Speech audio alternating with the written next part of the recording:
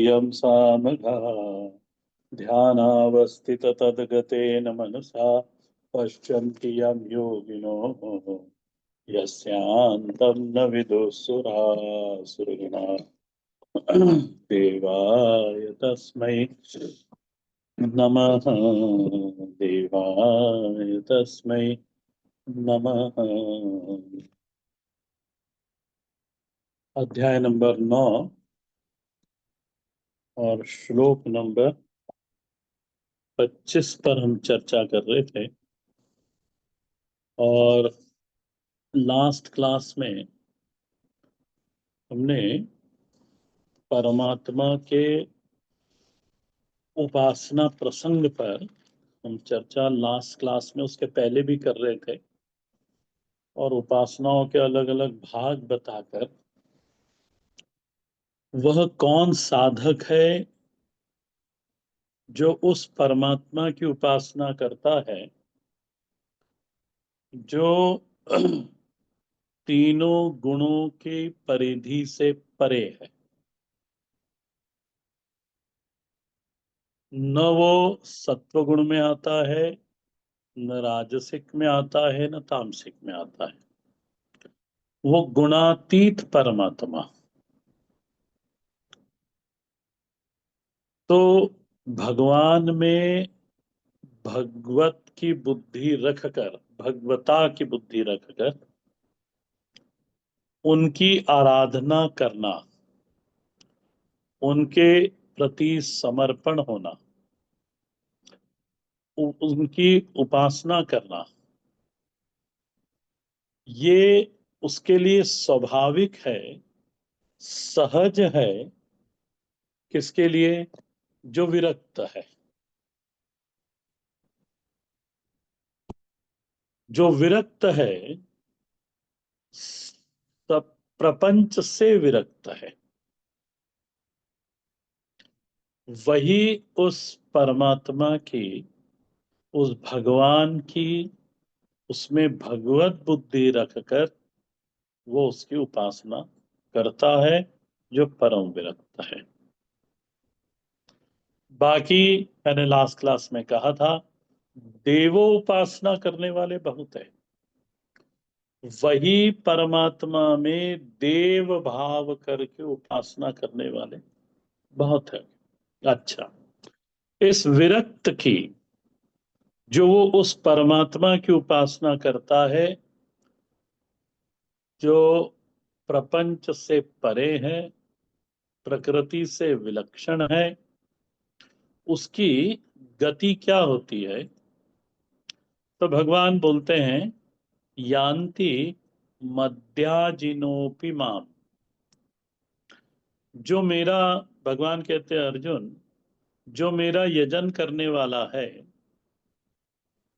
और स्वाभाविक रूप से मेरा यजन करता है, सरलता से यजन करता है, उसकी गति अर्जुन मैं ही बनता हूं। माने देह छोड़ने के बाद वो देव भाव में नहीं जाता, देह छोड़ने के बाद वो पितृ भाव में नहीं जाता, वो प्रेत भाव में नहीं जाता। उसकी आज नहीं तो कल, इस जन्म में या आते जन्म में उसकी गति ईश्वर ही है।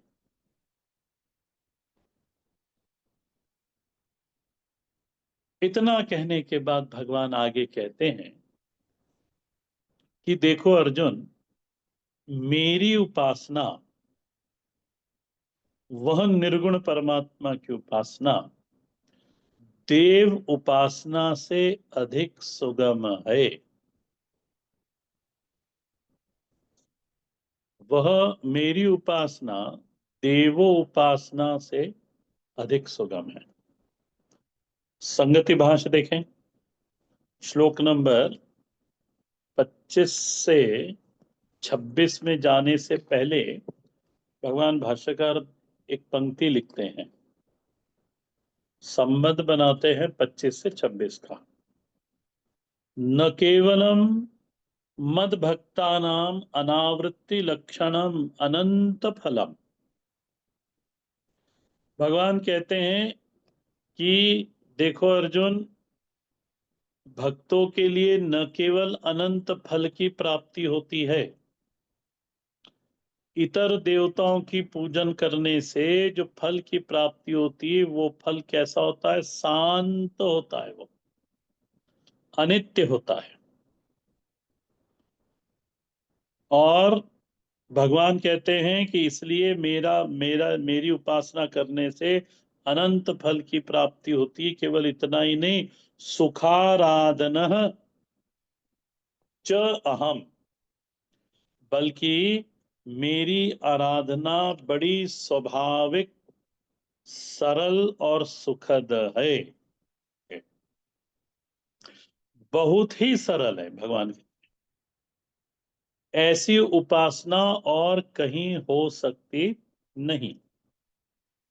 अर्जुन ने हाथ जोड़ के भगवान से पूछा होगा कि महाराज आपकी उपासना कैसे करते हैं?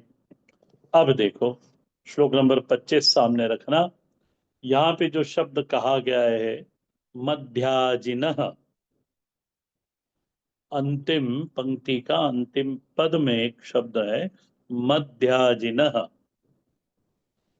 मध्याजिनः। अब बताते हैं कि मध्याजिन का अर्थ क्या है। मध्याजिनः की एक प्रक्रिया है। वो प्रक्रिया क्या है? क्या करता है ये साधक भगवान का यजन करने में? क्या यजन करता है, कैसे यजन करता है? बोले पहले तो उसके जीवन में वरण हुआ, परमात्मा का, प्रभु का उसके जीवन में वरण हुआ अपने आराध्य के रूप में। और जो उपासना है उसमें संबंध की प्रगाढ़ता अवश्य होनी चाहिए। उपासना में संबंध की प्रगाढ़ता की आवश्यकता है। संबंध की प्रगाढ़ता की अनुभूति की आवश्यकता है। किसमें? उपासना में। जब तक संबंध बोध न जागेगा तब तक भाव प्रवाह नहीं होता। देखो, समझना इसको। जो भावना है, उपासना में भावना की प्रधानता है। जो भावना है वो संबंध बोध के बाद ही आती है। ये भावना अनुगामी वृत्ति कही जाती है। जैसे आप सैकड़ों लोगों के बीच में हो और वहां किसी से संबंध नहीं है आपका, तो आप अपने आप को अकेला ही पाओगे। और वहीं कोई आपका एक संबंधी आ गया तो लगता है कि चलो एक से दो हो गए, किसी से हम बात तो कर लें। तो भावना का हृदय में संचार कैसे होता? ये निर्भर करता होगा कि आपका सामने वाले के साथ संबंध क्या है। हमारे हृदय में भावना का प्रवाह कैसे आवेगा, भावना कैसी आवेगी, वो उस पे निर्भर करता है कि मेरा सामने वाले के साथ संबंध क्या है, कैसा है। भावना का स्वरूप स्वयं भावना तय नहीं करती, ये नियम है। आप संबंध रखो द्रोह का और भाव चाहो प्रेम का, ये कभी नहीं होता। मित्र को देखकर ही मित्र भाव का संचार होता है। विचार करते जाना। आदरणीय को देख के ही आदर भाव का संचार होता है। प्रेमी को देख के ही प्रियता का संचार हृदय में होता है। ये सब चीजें चेहरा देखकर, भाव का प्रवाह चेहरा देखकर नहीं होता। चेहरा देखकर भाव नहीं बनता, भावना का, या ऐसा कहो संबंध भावना का नियामक है। ये भी सिद्धांत है। संबंध भाव का नियामक है। चाहे वो समाज हो, परिवार में जब हम व्यवहार करते हैं तब भी यही नियम लागू होता है। संबंध ठीक है तो भाव प्रवाह है। हमें ध्यान देना है अपने संबंध पर, भाव तो अपने आप ही ठीक हो जाएंगे। हम्म, संबंध में सुधार है तो भाव सुधरेगा। ये सिद्धांत पक्ष है पूरा। अच्छा, नाउ ईश्वर से अगर भावहीनता है, उसका हेतु क्या बना? संबंधहीनता। बिल्कुल सीधी सीधी बात। यदि ऊपर का समझे होगे नहीं को तो इसको समझने में देर नहीं लगेगी। परमात्मा से, ईश्वर से अगर भावहीनता है तो उसका हेतु क्या बना? संबंधहीनता। अब प्रश्न उठता है कि संबंध को बढ़ाएं कैसे, संबंध को बनाएं कैसे? यही भक्ति की साधना है, क्रियात्मक साधना है ये भावनात्मक साधना नहीं है। यहां से क्रियात्मक साधना है। भाव तो है ही नहीं, यही तो परेशानी है। इसलिए फिर क्रियात्मक साधना है। तो अब प्रश्न उठा कि क्रियात्मक साधना क्या है और कैसी करनी चाहिए, किसके लिए है, किस लिए है ये? तो क्रियात्मक साधना में मोटी मोटी तीन चीजें आती हैं। पहला, संबंध बनाने के लिए, क्रियात्मक साधना में संबंध बनाने के लिए या बने हुए संबंध को बढ़ाने के लिए, या ऐसा कहो बड़े हुए संबंध को और बढ़ाने के लिए, ये क्रियात्मक साधना का प्रयोजन है। या क्रियात्मक साधना इन तीनों चीजों के लिए की जाती है। संबंध बनाने के लिए, या जो बने हुए संबंध है उसको बढ़ाने के लिए, या जो बने हुए संबंध बड़े हुए हैं उनको और प्रगाढ़ करने के लिए ये क्रियात्मक साधना का प्रयोजन है। अच्छा, अब इसके मोटे मोटे तीन पहलू हैं या तीन सोपान हैं। पहला है, जिससे संबंध बनाना है उससे संपर्क चाहिए। दूसरा, जिससे संबंध हम चाहते हैं उसकी सन्निधि चाहिए। और तीसरा, जिससे हम संबंध बनाना चाहते हैं उससे संवाद चाहिए। अंग्रेजी में एक कहावत है, कहते हैं कि out of sight out of mind. माने जब सन्निधि टूटती है तब संबंध शिथिल हो जाते हैं। ये नियम है और व्यवहार में इन नियमों को आप खूब जानते हो। तो ये मेरा चुनाव है कि मैं किसके किसके साथ संबंध बनाना चाहता हूं या किसी किसके साथ संबंध बनाना नहीं चाहता। यदि मैं संबंध चाहता हूं तो मुझे उसकी सन्निधि का कोई न कोई तरीका, कोई न कोई निमित्त फिर मुझे खोजना पड़ेगा। जिससे मैं संबंध चाहता हूं उसकी मुझे सन्निधि प्राप्त हो। अंग्रेजी में यदि कहें तो वी शुड मीट। दिन भर पूरा बीत गया और मिलना ही नहीं हुआ तो फिर कैसे संबंध बनेगा? क्यों मिले नहीं? नो कम्युनिकेशन, कोई संवाद नहीं। कोई दुख सुख का आदान प्रदान बिल्कुल भी नहीं, फिर विचार करो कैसे संबंध बनेगा। देन फिर संबंध किस तरह का चाहिए, वैसी फिर हमें चेष्टा करनी पड़ेगी। अगर अब देखो, ये परमात्मा के विषय में चर्चा चल रही है, इसको भले आप व्यवहार की तरफ मोड़ देना पर मत मोड़ना। मैं परमात्मा की, ईश्वर की ओर की बात कर रहा हूं।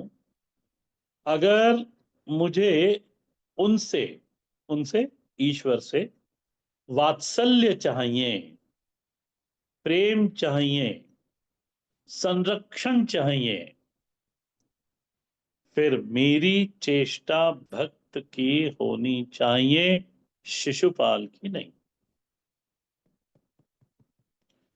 यदि हमारी चेष्टा शिशुपाल वाली है, फिर हमें परमात्मा का प्रेम कैसे प्राप्त होगा? परिवार में पिता पुत्र का भी यही संबंध है। यदि पुत्र की चेष्टा शिशुपाल जैसी है या पिता की चेष्टा शिशुपाल जैसी है, तो फिर दोनों में किसी प्रकार का प्रेम, कोई वात्सल्य, कोई संरक्षण नहीं होता। ये ना मनोविज्ञान की धरातल से मैं बात कर रहा हूं, क्योंकि उपासना एक मानसिक साधना है। क्रिया की प्रधानता उसमें है, क्रिया की प्रधानता के साथ ये एक मानसिक साधना है। मूल में तो मन को ही जोड़ना है परमात्मा के साथ। क्रिया तो केवल एक साधन है, पर एक बहुत बड़ा साधन है मन को जोड़ने का। और ये क्योंकि ये मनोवैज्ञानिक साधना है, मन मानसिक साधना है, इसलिए इसमें मनोविज्ञान के नियमों के अनुसार ही फिर ये साधना आगे चलती है। और यह मनोविज्ञान क्योंकि मन की प्रवृत्ति के नियम की व्याख्या करता है, इसलिए व्यवहारिक जीवन में भी इन्हीं नियम को कुशलता पूर्वक यदि कोई उपयोग करता है, तो उसका संबंध सुधरता है। संबंध है, ये मोटे मोटे तीन चीज अभी तक जो सुना आपने, उसमें से तीन चीज निकाल लेना कि संबंध है तो भाव की प्रधानता है। जैसा संबंध है वैसा भाव बनेगा। संबंधहीनता है तो भाव में भी हीनता आवेगी। तो अगर जो हमारा मूल इसके अंदर व्याख्या करनी है, तो अगर मैं परमात्मा का आत्मीय होना चाहता हूं, अगर मैं परमात्मा का आत्मीय होना चाहता हूं, तो मेरी चेष्टा अर्जुन जैसी होनी चाहिए, मेरी चेष्टा उद्धव जैसी होनी चाहिए। उद्धव चरित्र भागवत जी में सुनिएगा आप कभी। मेरी चेष्टा शबरी जैसी होनी चाहिए, मेरी चेष्टा प्रहलाद जैसी होनी चाहिए। माने चेष्टा भक्त की हो तो भगवान का प्रेम जागता है। तब भगवान देखते हैं कौन है भाई ये, एकदम बड़ा सुंदर आपने पुष्प पर परमात्मा को चढ़ाया, या जो भी कुछ जो भी आपके पास हो, सुंदर से सुंदर वस्तु है, वो आपने परमात्मा को अर्पण करी। तो वो भी देखते हैं फिर ये कौन है, किसने ये अर्पण करा। एक दिन गुरु जी की सेवा में था, तो अंगूर आए थे, तो मैं धो के लाके शाम के समय वो खाते थे, तो रख दिए उनके सामने। तो उनको मालूम था अंगूर थे नहीं। तो कोई आए थे तो उन्होंने पूछा अंगूर देख के, कौन लाया? तो मैंने कहा अम्मा लेके आई। अब वहां दो जन बैठी हुई थी, तो गुरुजी ने पूछ लिया, ये वाली अम्मा लाई कि ये वाली अम्मा लाई, बिल्कुल पूछ लिया उन्होंने। तो फिर मैंने बताया कि ये वाली अम्मा लाई है। इस तरह से परमात्मा भी देखता है कौन है भाई ये। चेष्टा भक्त की हो तब परमात्मा का प्रेम जागता है। यदि आप लोग रामचरितमानस के स्वाध्यायी हैं, तो भगवान राम के जन्म के बाद का दोहा एक है, उसमें गोस्वामी जी लिखते हैं, व्यापक ब्रह्म निरंजन निर्गुण विगत विनोद, सो अज प्रेम भगति बस कौसल्या के गोद सियावर रामचंद्र जी की जय। मैंने पहली पंक्ति में तो गोस्वामी जी ने इसका निर्गुण ब्रह्म के वेद का जो ब्रह्म है उसकी व्याख्या करी। व्यापक ब्रह्म निरंजन निर्गुण विगत विनोद, सो अज, यहां तक वेदों के ब्रह्म का वर्णन है। और बोले यही वेदों का ब्रह्म, सो अज प्रेम भगति बस कौसल्या के गोद। बोले ये परमात्मा कौसल्या जी के गोद में है। क्यों? प्रेम और भक्ति के कारण। शबरी बुलाने नहीं गई थी भगवान राम को। शबरी तो केवल गुरुवाक्य पर निष्ठा करके प्रतीक्षा करती है। गुरुजी ये भी नहीं बता गए थे कब आएंगे, 2 साल बाद, 10 साल बाद, 100 साल बाद, या कल या परसों, कुछ नहीं, आएंगे। बस उस आएंगे पर उनकी निष्ठा, गुरु निष्ठा, पहली भक्ति श्री शबरी जी की गुरु के प्रति। और फिर वो प्रतीक्षा रूपी तपस्या, उस तपस्या से, उस प्रतीक्षा से शबरी ने परमात्मा में आत्मीयता कमाई। आई होप समझ में आया होगा। शबरी ने परमात्मा के हृदय में अपने प्रति आत्मीयता प्राप्त करी, केवल प्रतीक्षा से।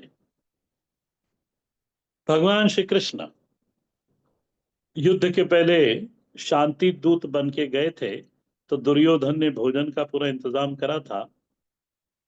तो आज सबके आखिरी में सब कुछ होने के बाद दुर्योधन ने कहा भोजन कर लीजिए। तो भगवान ने कहा कि नहीं, मैं तुम्हारे घर भोजन नहीं करूंगा।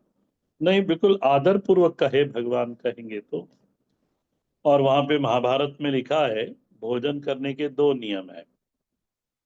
यदि मैं भूख से मर रहा हूं तो फिर जाति नहीं देखी जाती, आपका भाव नहीं देखा जाता, ये तो भोजन कर ही लेते हैं, तो आपात धर्म बोलते हैं उसको। और दूसरा, यदि तुम्हारे निमंत्रण में प्रेम है, तुम्हारे निमंत्रण में भाव है, तुम्हारे निमंत्रण में आग्रह है, तो फिर भोजन कर लेना चाहिए। तो दुर्योधन, न यह आपातकाल है और तुम्हारे निमंत्रण में वो चीज नहीं है, इसलिए वहां भागवत जी में लिखा है कि भगवान श्री कृष्ण विदुर के घर जाते हैं, कैसे? अपना घर समझकर। अब विचार करना इसके ऊपर, ये आत्मीयता विदुर जी ने कमाई है अपनी भक्ति की चेष्टा से, अपने भजन की चेष्टा से।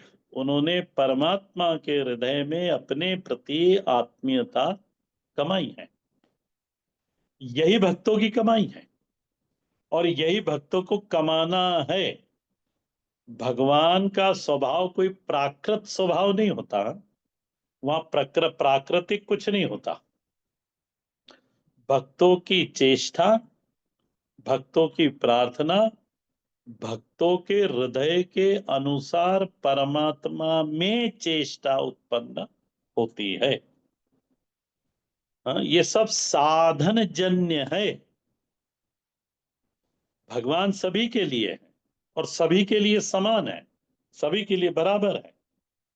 परंतु भगवान प्रतिज्ञा करते हैं, गीता जी में ही प्रतिज्ञा करके बैठे हैं, यो यथा माम प्रपद्यन्ते तांस तथैव भजाम्य हम। जो जिस तरह से मेरा भजन करेगा उस तरह से फिर मैं उस पर अनुग्रह करूंगा, मैं भी उसका यजन करूंगा, भजन करूंगा। और यही कारण था कि भगवान श्री वाल्मीकि जी के आश्रम में,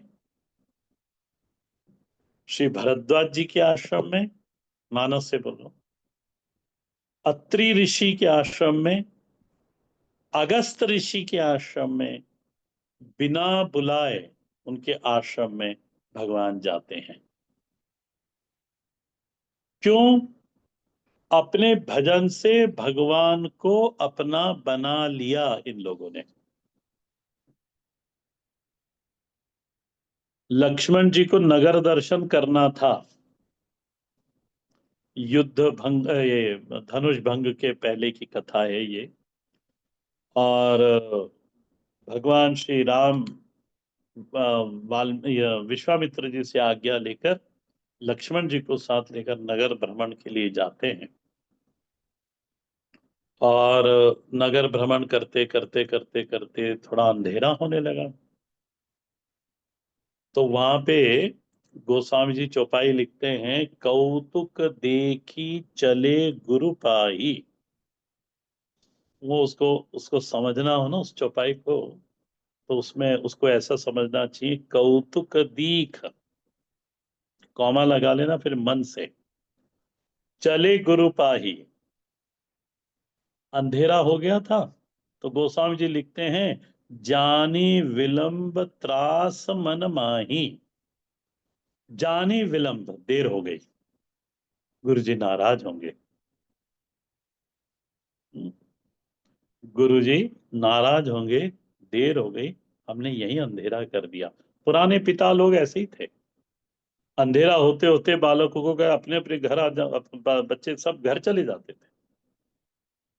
पिताजी ऑफिस से आए उसके पहले पहले बच्चे सारे घर में, और उनको ऑफिस से आते आते लेट हो ही जाता था। तो गोस्वामी जी कहते हैं, उसके नीचे की पंक्ति में गोस्वामी जी कहते हैं, जासु त्रास डर कहु डर डर होई। बोले जो डर, जिसके डर से डर डरता है, बोले फिर भगवान डर क्यों रहे हैं, क्यों ऐसा कह रहे हैं लक्ष्मण को?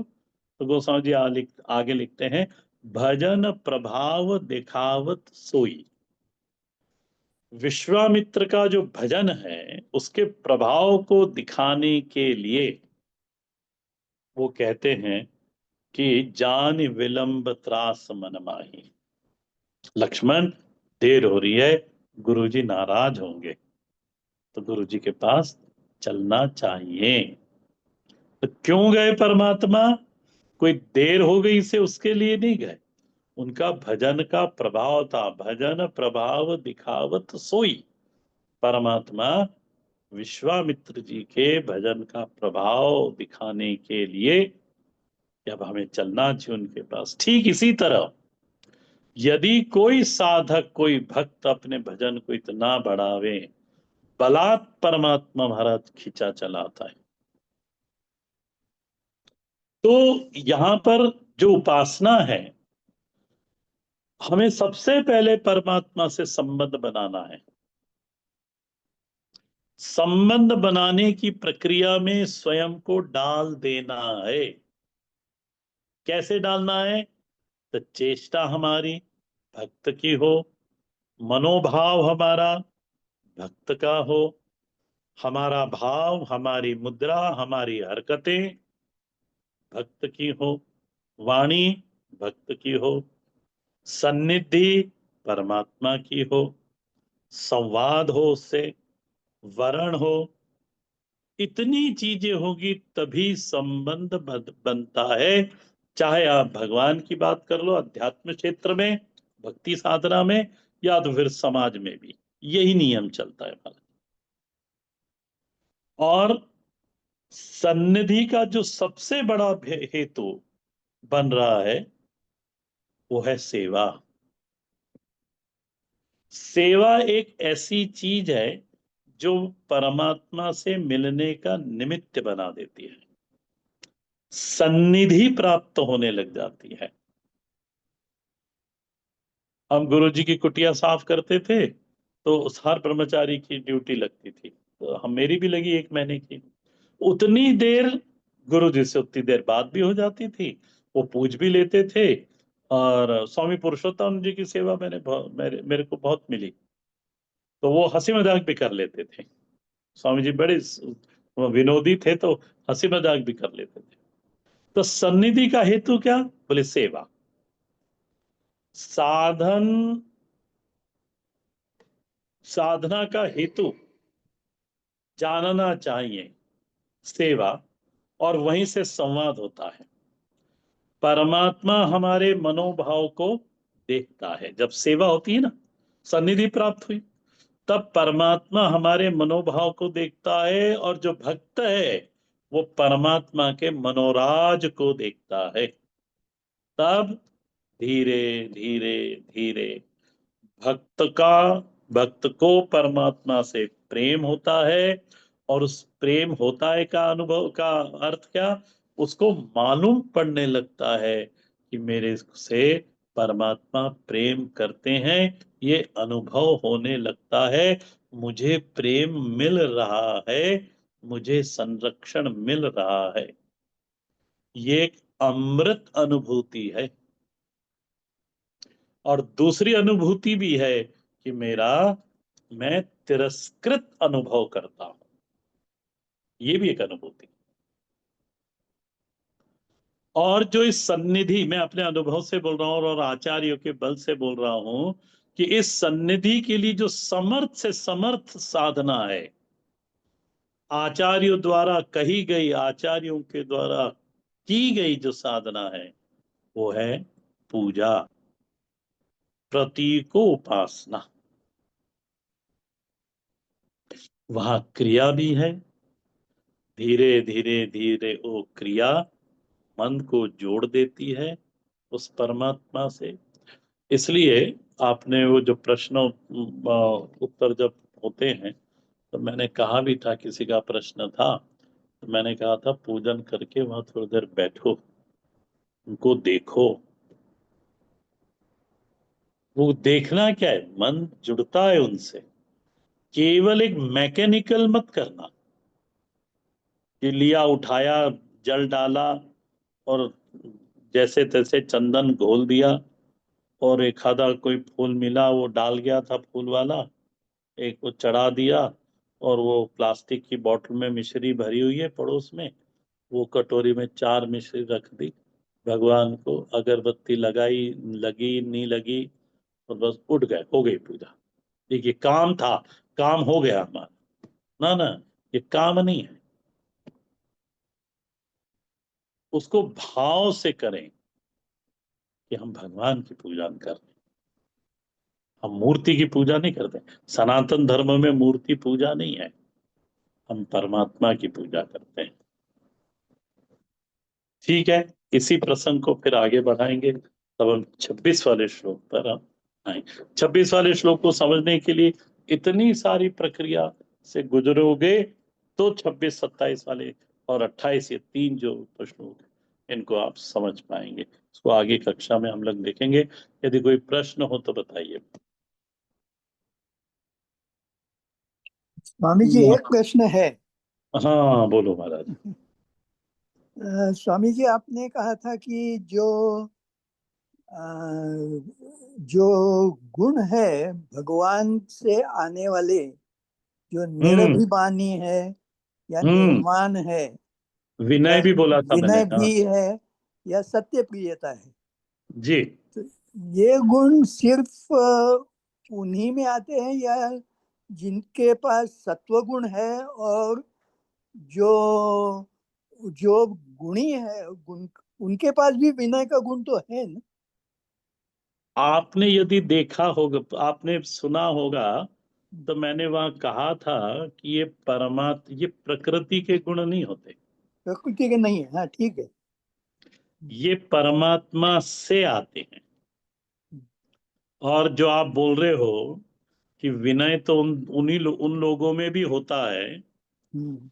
तो फिर उस विनय के पीछे कुछ न कुछ होगा, स्वार्थ, तभी वो विनयता दिखाई दे रही है। एक सहज विनयता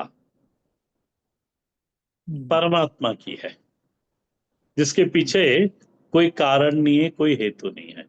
वो विनय है, उसका स्वभाव ही ऐसा है।